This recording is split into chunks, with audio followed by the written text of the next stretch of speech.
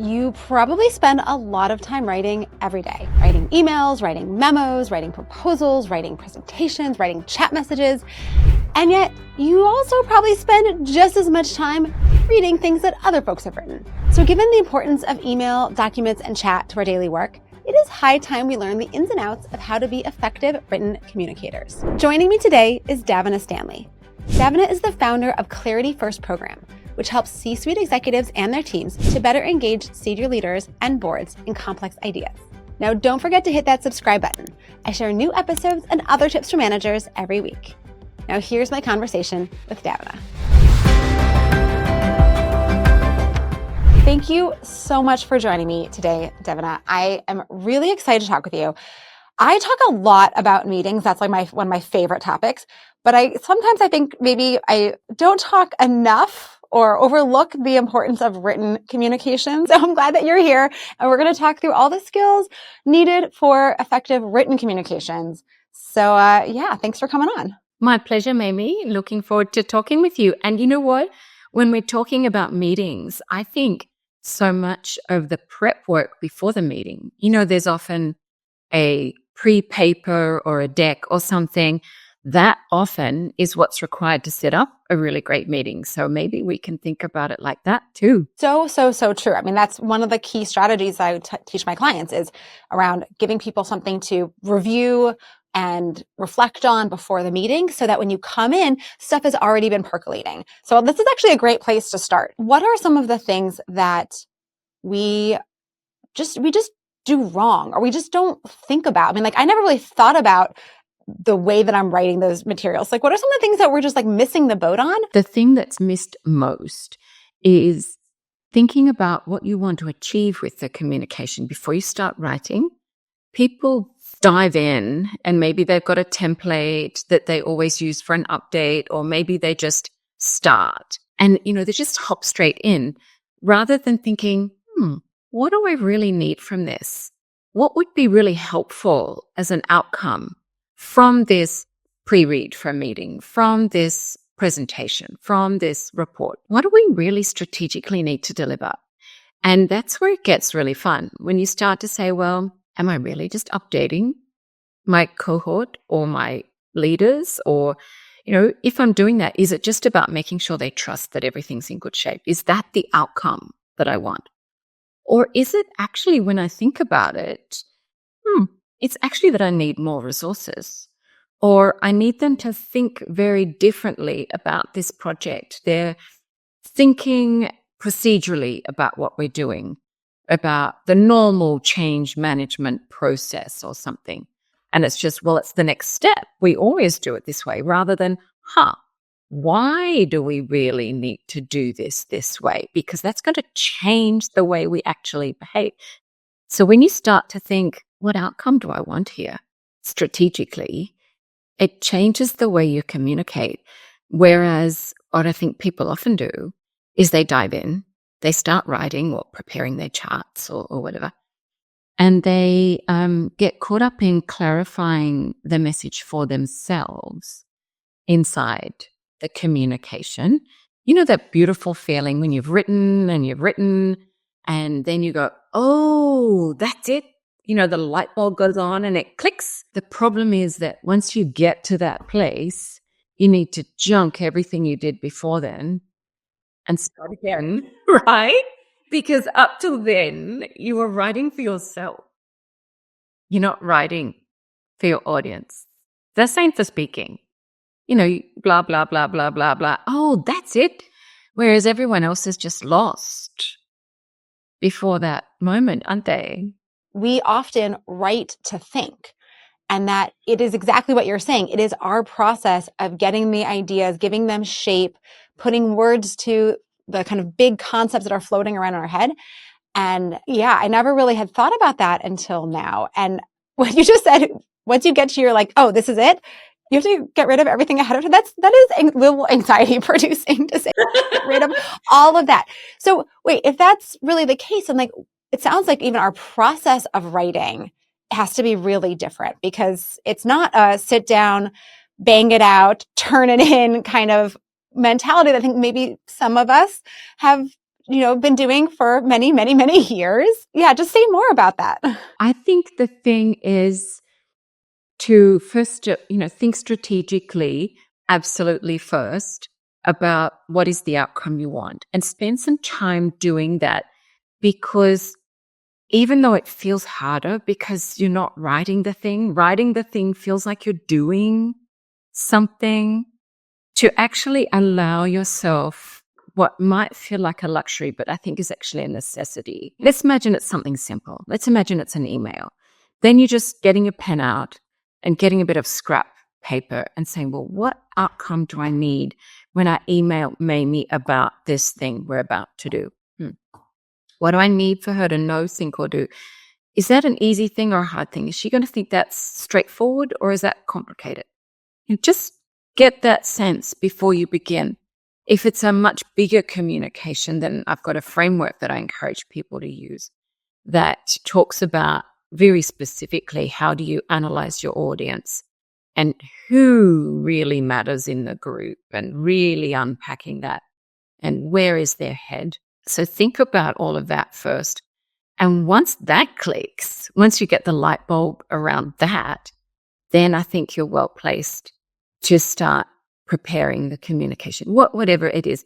And it feels like it might take longer because it feels like this might be an extra thing to do, but actually it's faster. So instead of diving into write, stop, think, what's the outcome I need? Get that sorted first. And then if it's something big, structure your messaging in a one-pager. And I come from the management consulting world, so I use structured communication techniques to organize ideas. And I think they're a wonderful thinking tool because, the method that people use a lot, which is to write first. And we write for ourselves to clarify our thinking. It's actually very slow. And it feels fast because we're doing and we're typing quickly. It feels fast.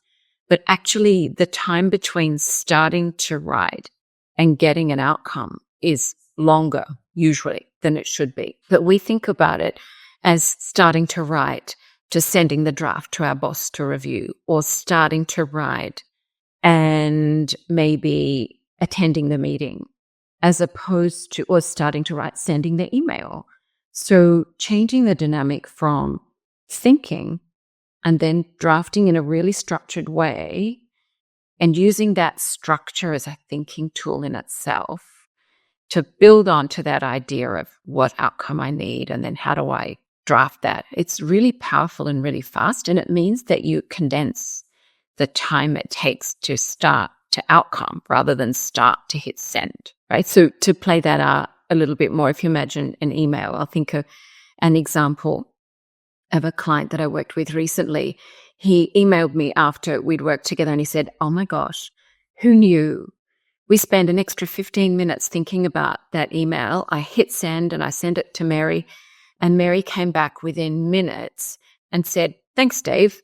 He said, normally that would be 2 30-minute conversations to elaborate, to explain, to clarify.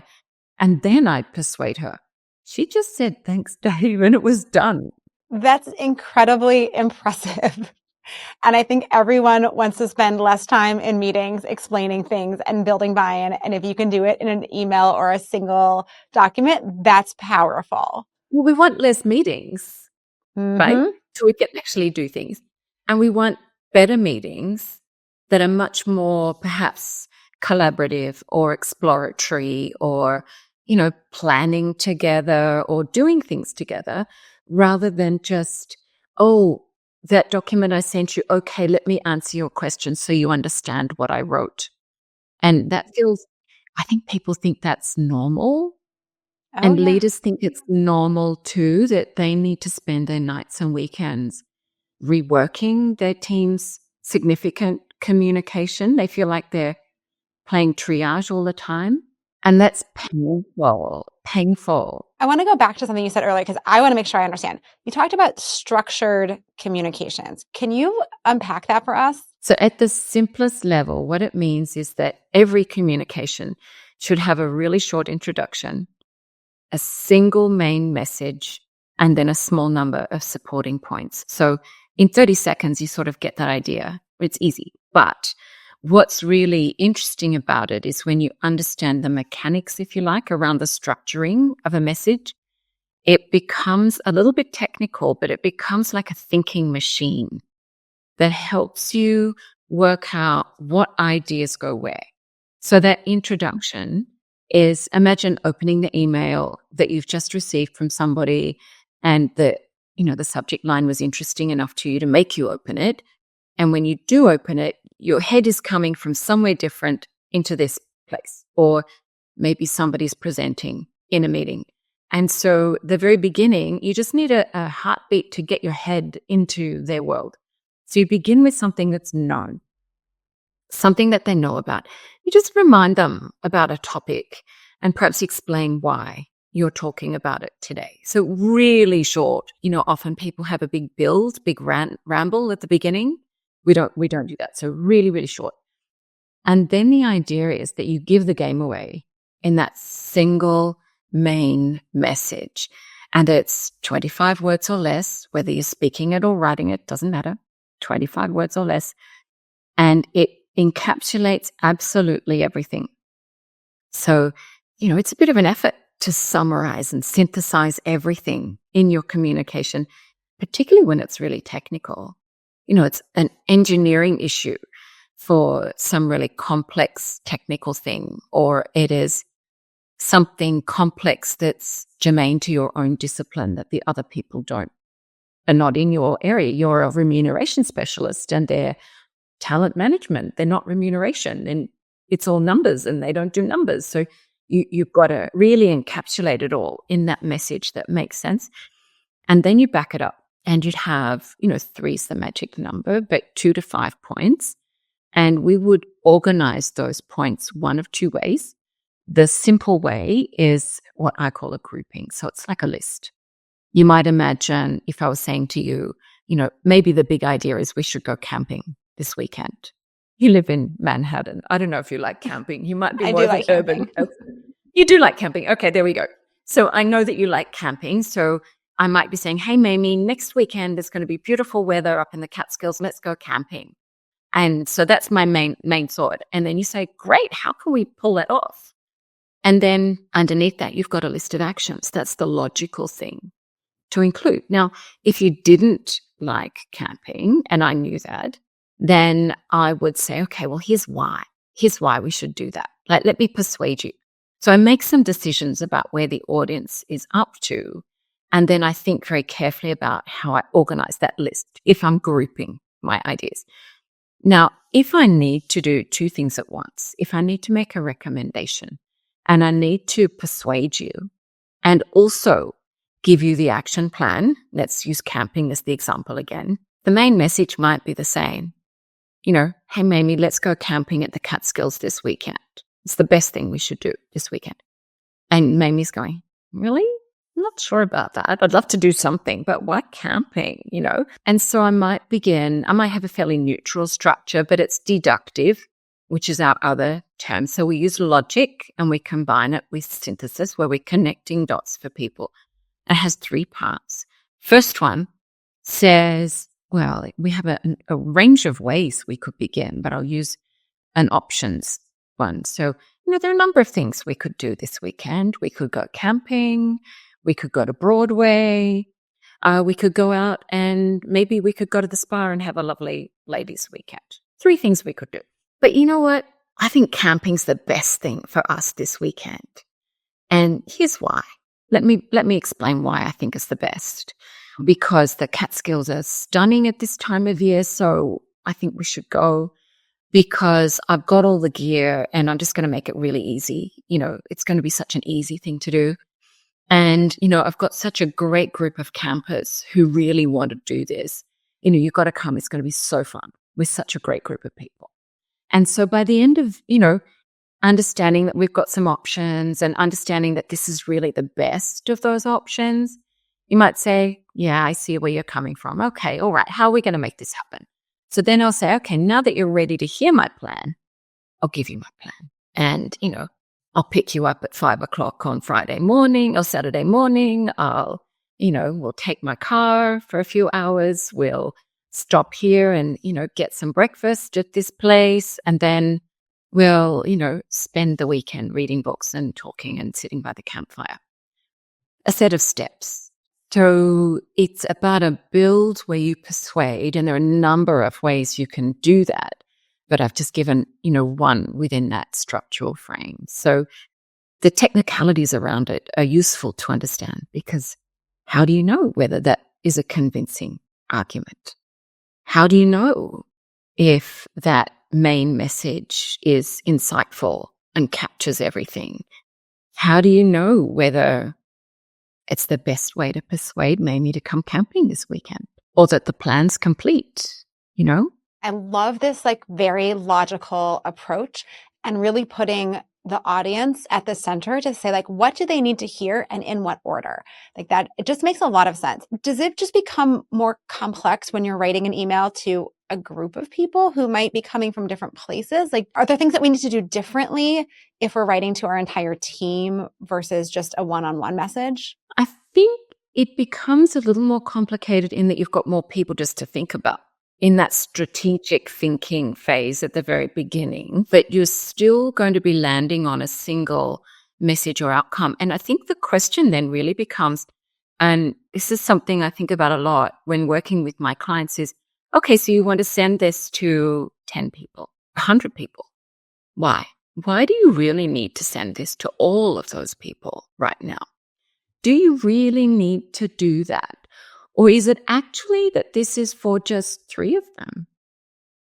And so when you go through that structured sort of process at the very beginning to get very detailed about, okay, what do we really need to achieve here? You don't want to drown people's inboxes.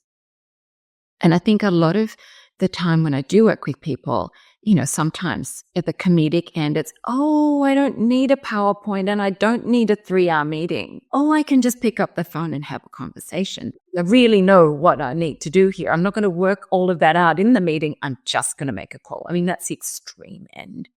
But, oh, okay, so it's really only Mary and Fred that are actually material to this issue. I can catch the others up in the team meeting and say, hey, Mary and Fred and I talked about this. This is where we got to, just so they know.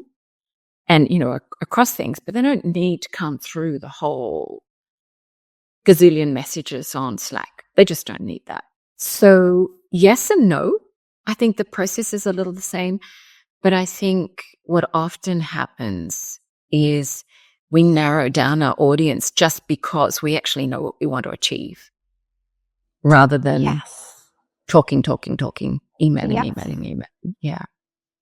Okay. How is this different if you are messaging on Slack or some other form versus a long form document or email? I think you still need to be very conscious about the outcome you want. And if anything, more conscious, because I think these Slack or Teams threads become very useful, but also a bit of a runaway train. So they're a different genre, aren't they? They're much more conversational. They're much more casual, because it's a proxy for picking up the phone and, hey, Fred, how's this? What do you do? It's sort of more conversational in tone. The messages are a lot shorter. So there's less structuring of a big pitch or something like that. But I still think you need to be very mindful of being succinct and, frankly, sending less messages to get to the heart of it. And I think people can get very lazy in that sort of medium where things do become that runaway train simply because you don't think before you send. It's like, oh, but you actually wanted that. Now I understand. Now I can help you after 15 ping pongs. Okay. I want to shift gears a little bit and go from kind of the email Slack space into the I am putting together a report on the last quarter and the summary of that, or I'm writing a proposal for this next project or strategic document for where our project is headed. Do we use the same techniques for those kinds of materials, or is there something different about those? Yeah, no, absolutely. Because ultimately the thing that matters is the outcome you're going to achieve and the messaging you need to achieve that. And so when you're going into those routine reports or presentations, pitches, or what have you, you've just got a different medium, and you've got possibly a more complex message too. So you need to invest more time in it. That's natural. The outcome is bigger. It's more valuable to the organization. So you've got to invest more. So I think the thing that I really work with people on is to up-level their collaboration on this. So that, because very rarely are these sorts of communication developed in isolation. Very rarely does somebody just think, okay, I need to write to the board, so I'm writing to the board and then I'm done and I send. It's not like that. There's an operating rhythm around it, which can be very, very messy and very time consuming. And this is where I think leaders have a greater role here that ironically can save them time, although it doesn't feel like it at first. And so if we think of the classic situation where a leader asks a team to prepare a paper, a report, let's update the leaders on our progress for our program, let's say. And so that's a routine thing that happens every few weeks or months. So they just say, hey, Mary, can you do that update?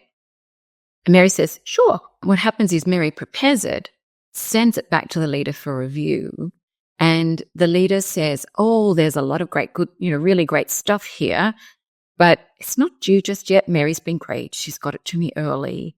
I want to do it justice, but it's going to take me a while. So I need some time. And they leave it until it becomes urgent because other priorities, back-to-back meetings, all of these things. And the draft that Mary sent isn't easy to get into. So what happens is the leader wedges themselves, and just before it has to be submitted, they think, oh gosh, Mary's paper, it's 9:00 at night, the kids are in bed, I'd better have a go at this. And they sit down and they go, too late to call Mary, I can't send it back to her. I actually have to rewrite this myself. So that's a dynamic that happens a lot. So we want to fix that. And so step one is for, let's say the leader says, oh, Mary, it's time to do that update again. And Mary says, okay, great. And then Mary sits down and thinks, okay, I'm not going to skate on this and just on assumptions. I'm just going to think for a minute, what outcome do we really need this time? And Mary realizes that this isn't just a green project. This has got a little bit of red on the inside. There's some problems looming, some challenges looming here that if she just says, here's what we've done, it's not going to do the deal justice, and it's not going to make the most of the leadership's time because actually they could be really helpful. So what she does is says, instead, okay, as a result of this meeting, actually, I think we really need the steering committee, let's say, or the board to approve maybe a delay, or maybe, and let's go a different way. Maybe they need to support us so we can unblock something. I can see we need more support to unblock this issue so we can maintain our program. So then she might go back to the boss and say, hey, boss, I've been thinking about this a bit. I think we need to get approval. This needs to be the number one thing in this meeting. We need to get approval for them to support us. I think we really need to engage them more to get support. They can leverage their peers and just say, hey, the engineering team, we need more time so we can deliver something. And, they have that quick chat about that, and, that the manager's very happy and says, yeah, I think you're right. Okay, so Mary's persuaded, probably, this is a separate communication then to the leader, say, okay, yes, I agree, right. So then the strategy is agreed and say, okay, now Mary can draft that. So I have patterns in the way to help people structure their message. So if Mary's gone through my process, she'll then pick a pattern, and it might say something like maybe a deductive structure, in this case with the 3 parts, which might say something like, hey, leaders, we've done some really great things over the last month. We've achieved all of these things. And so the leadership goes, great, excellent, good news. And then Mary says, however, to maintain momentum, we need to ask you to lean in and support us some more with the engineering team. Here's why. And then they've got a list of reasons why that help is really required. And so then Mary would say, okay, so you've got agreement about that. So therefore, please support us. And here are the things I think that would be really helpful for you to do to make sure that we maintain progress. And so in laying it out like that, you've got a very different structure for your story than just going to your classic update template where you say, you're looking at the past. Here's what we did, which is the classic. Whereas, in those templates, there's always a section which has room for an executive summary. And that's where the opportunity comes in to add the real value and say, yes, all these things in the template, we're proving to you we've done all the things that we said we'd do. Things are good, but this is what really matters. This is where I really need you to pay attention, where you as leaders can add value. It's so similar to exactly what you just said about like writing an email. Like it actually is like a very similar structure of conveying the information in an organized way that brings your reader along with you. So that's really nice that we can be consistent in that way. Some folks, I feel like writing in and thinking in this way probably comes a little bit more naturally. And maybe for other folks, like writing is more challenging. Are there things that we can do to help ourselves or our team members if we find writing to be a little bit more of a complicated process? Absolutely. So I think there are two problems people have with writing. One is that they stick at the high level and don't back up their positions. They get the high level very quickly, but can't explain why and get into the detail. And the other problem is the reverse. They have trouble getting out of the detail and connecting the dots, right? So both of those things need to come together. And so I think working visually helps a lot. And having the one pager to, let's say, negotiate or discuss, it seems to me that it helps all the different ways of thinking. Your visual thinkers can say, oh, I can see where that belongs because it's a picture. Your verbal communicators who like to talk things through and expressive sorts of people can have a conversation and fill it in together with somebody. Your very, very analytical people can focus on, let's call filling in, mapping out the thinking, but really I think what really resonates with them is the logical structuring. Those messages really belong together, and the ability to start at the bottom of the details and then work up. So long as it's all filled in, it doesn't matter. You can tell the story from the top down, regardless of where you start crafting the message. So I think for those who don't like communicating, it gives great comfort to know that there is a structure that you can use every single time. Very simply, short introduction, main message, small points. But then within that, there's some really good basis in logic that all the ideas that you worry about do have a home. It's just where is the home? This reminds me of like the graphic organizers that my children use in school for writing out papers and how they've gotten progressively more complex as they've gone up in grades.